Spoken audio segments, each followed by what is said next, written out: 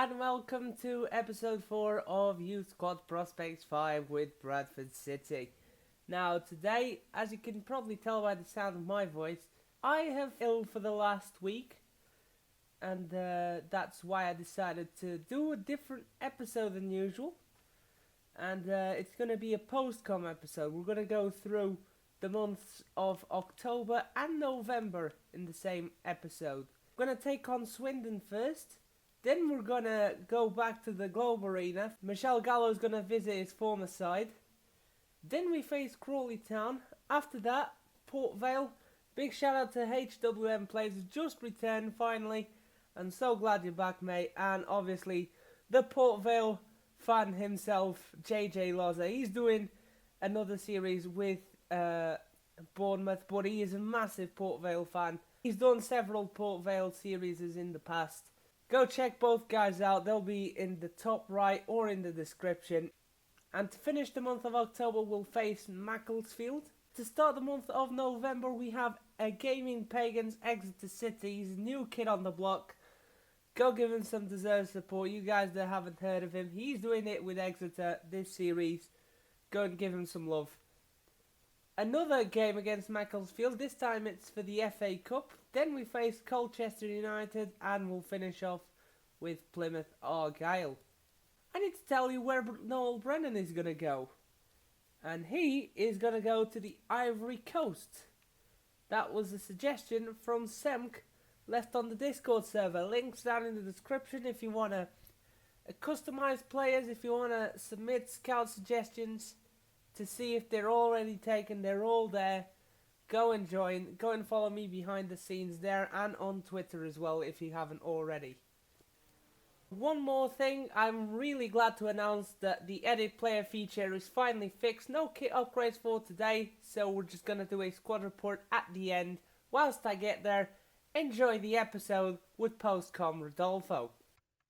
Alright, time for the first game against Swindon, and here are the sliders that I'm going to test out from Gary Dodd. Thank you very much, man. No changes to the user. I decided to revert the first touch control error that I tested last time out because the sliders are a bit harsh.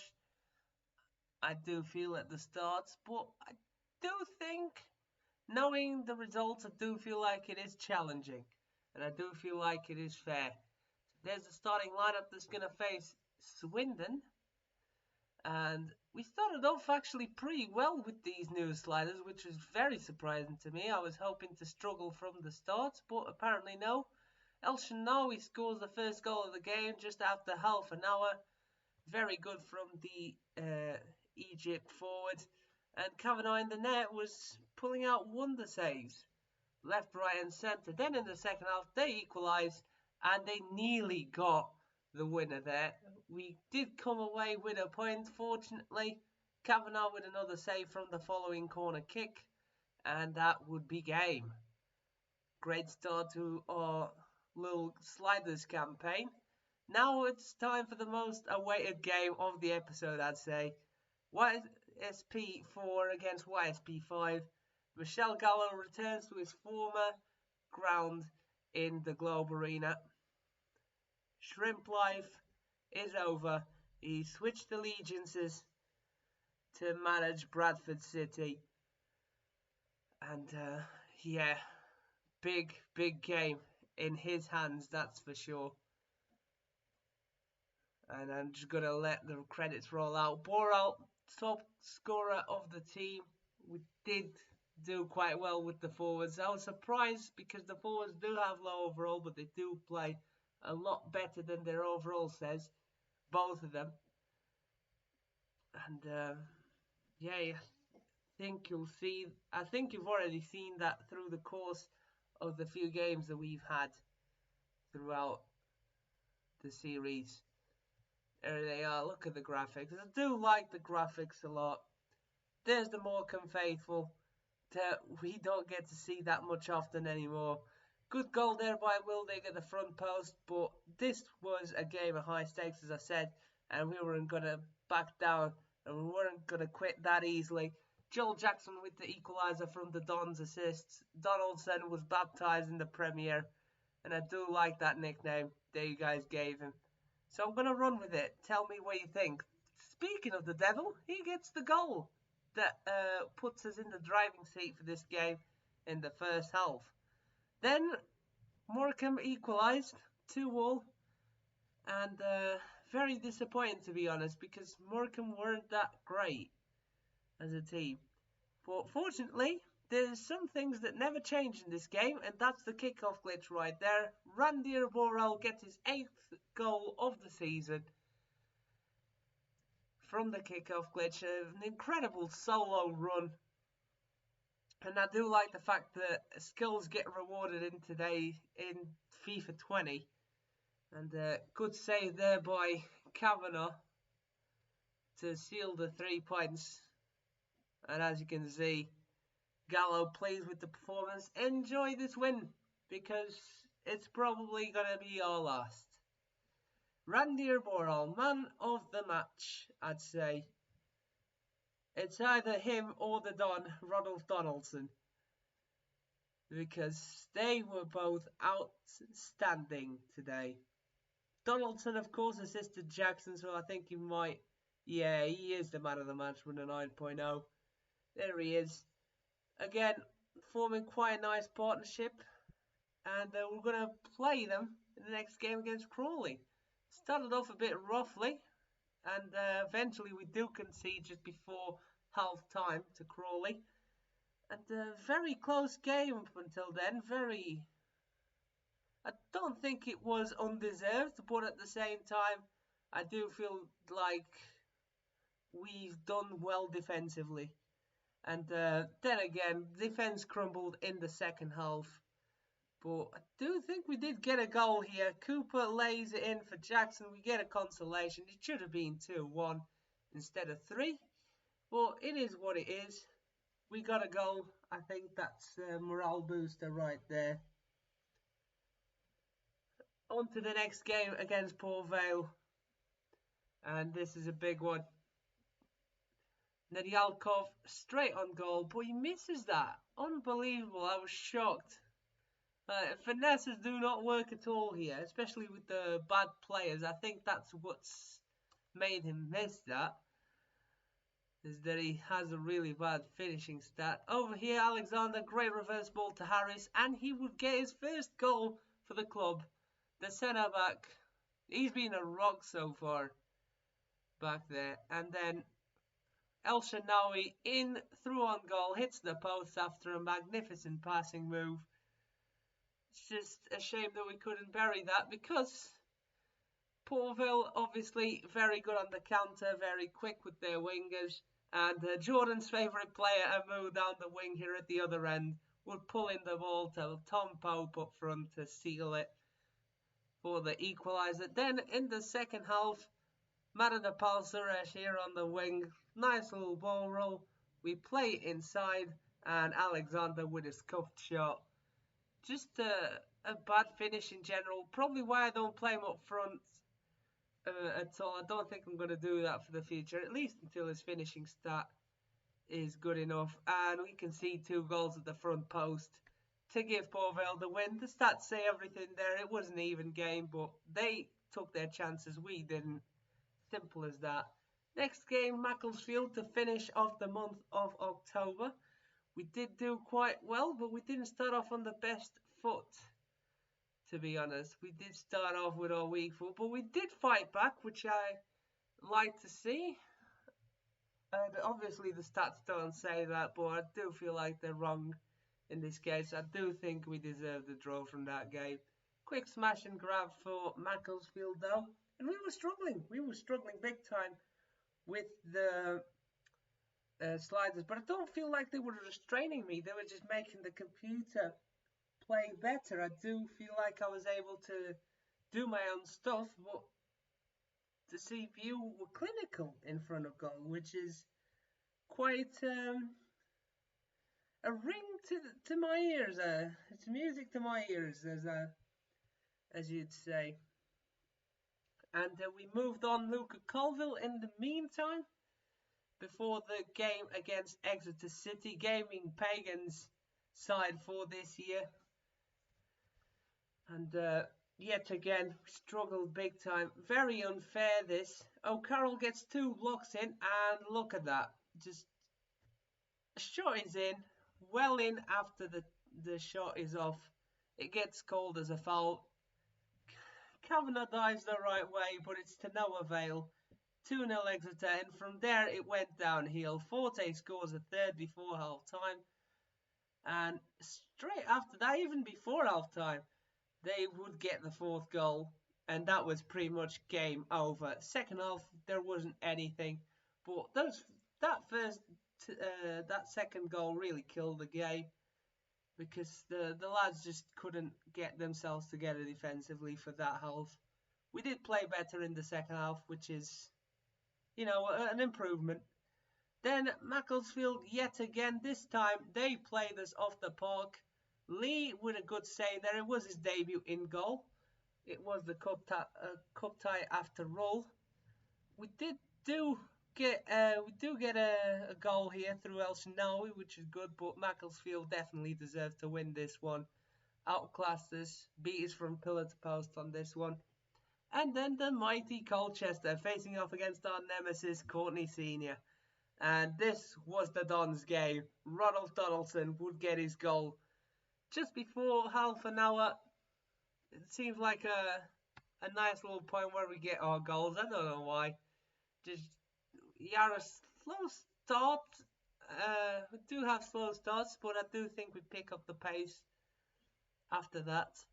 And Colchester equalised, but just before half time, he's in on goal. Donaldson can't finish.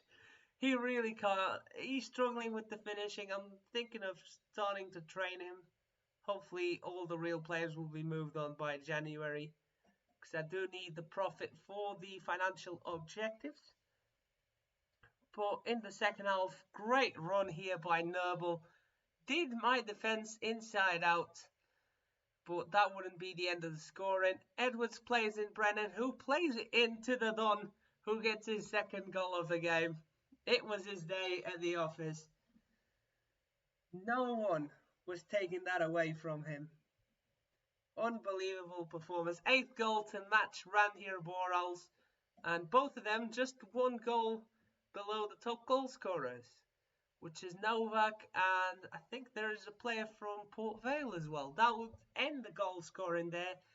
Rodolfo Donaldson, the Don, with a 9.4. And great performance overall by the team.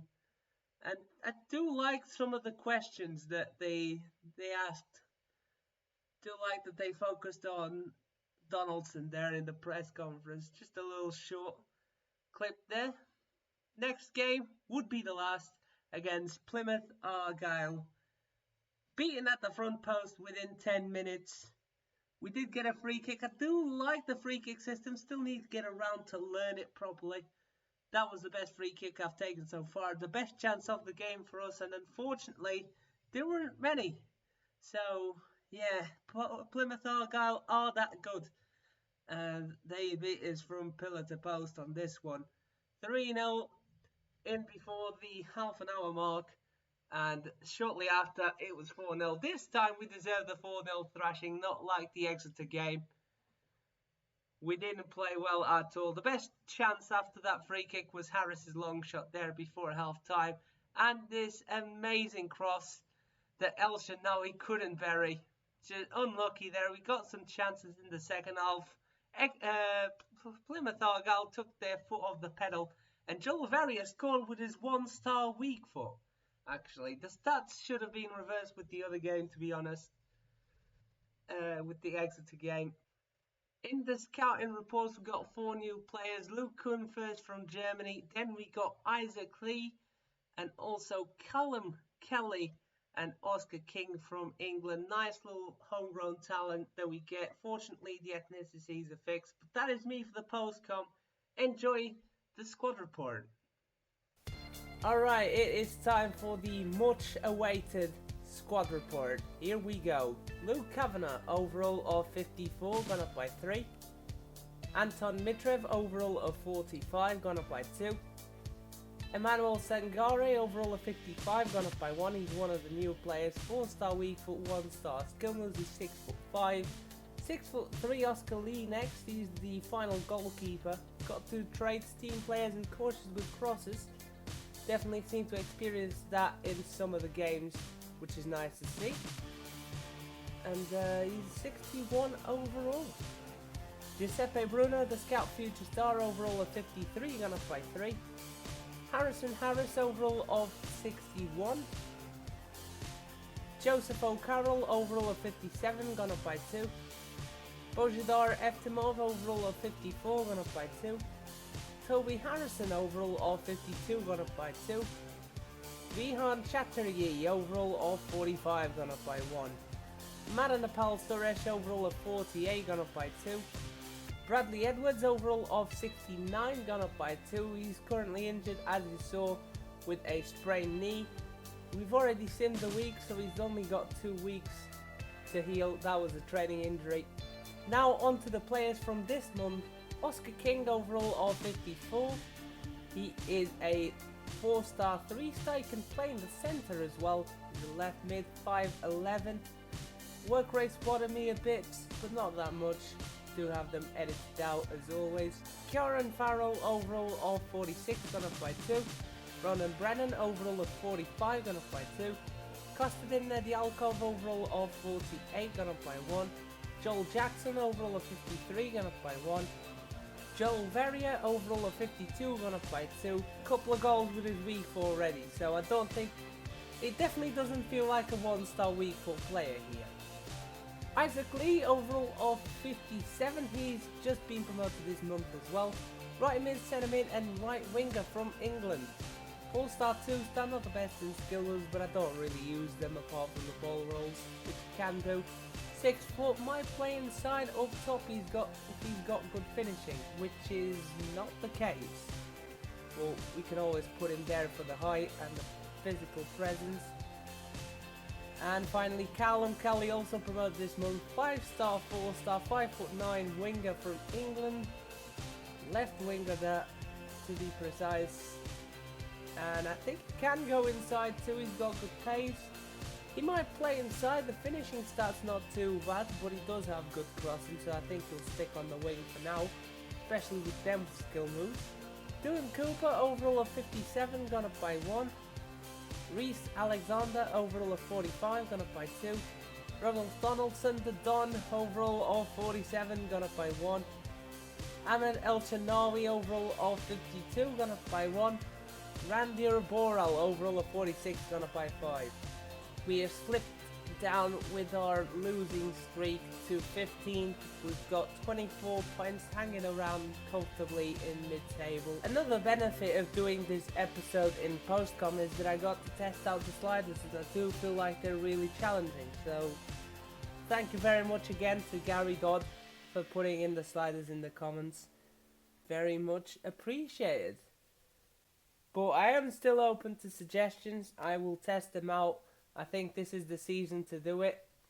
So if you got any other suggestions for sliders, I'd appreciate it.